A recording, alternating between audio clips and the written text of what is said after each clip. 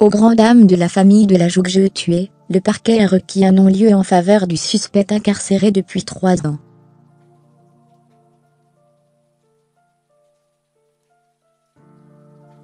C'est un coup de massue et un coup de poignard de la justice pour la famille de Patricia Bouchon, 49 ans, secrétaire médicale disparue le 14 février 2011 au petit matin à Bouloc, Haute-Garonne, lors de son jogging habituel, et dont le corps avait été retrouvé le 7 avril caché dans une canalisation d'eau sous un chemin à Villematier.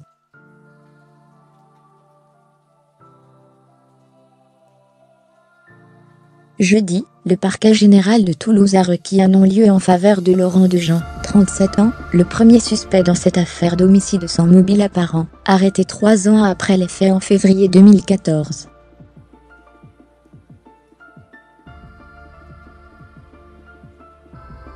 Il habitait le même village que la victime et ce fils de maçon, ancien artisan monteur de cloisons à la vie chaotique, avait déjà subi plusieurs hospitalisations en milieu psychiatrique.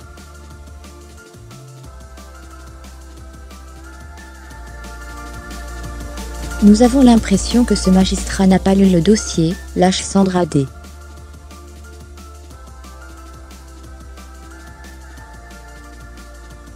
52 ans, la sœur de Patricia Bouchon. Le juge d'instruction, lui, avait ordonné le renvoi du mis en examen devant les assises.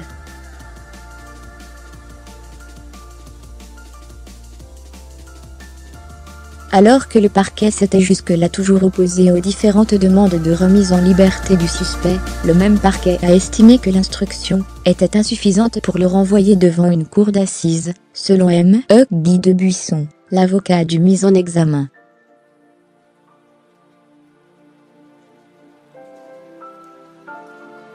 L'ex-artisan avait été désigné après la diffusion tardive en 2013 d'un portrait robot réalisé dès le printemps 2011.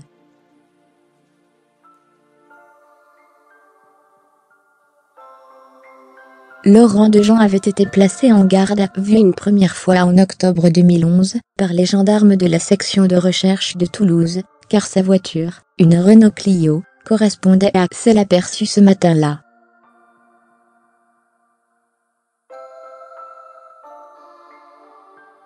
Plusieurs témoignages indiquaient la présence d'une voiture de cette marque sur le parcours emprunté par la mère de famille.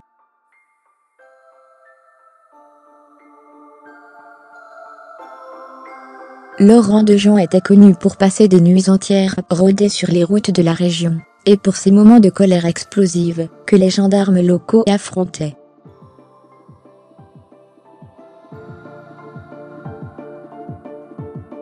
Lorsqu'il est arrêté en février 2014, la voiture a disparu. Elle est restée introuvable malgré toutes les recherches.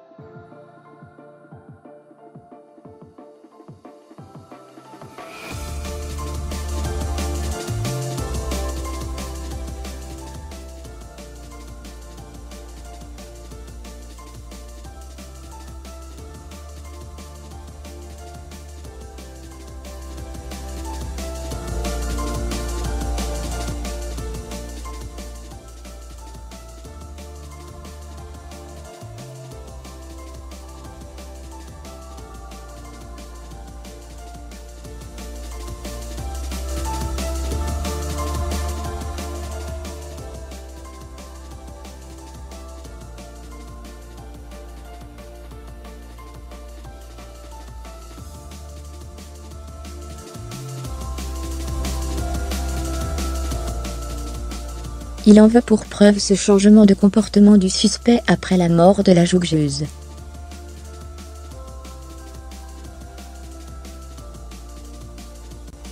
Il multiplie les arrêts de travail. Puis, quitte subitement son emploi. Lors de sa dernière garde à vue, il embrasse même la photo de la victime et demande pardon.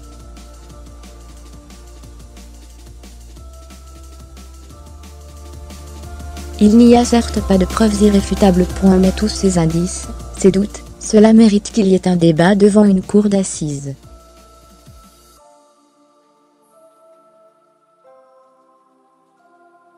Nous avons bien des questions à lui poser, martèle Julliard, qui prévient déjà que si ce non-lieu est confirmé le 15 février, il se pourvoira en cassation.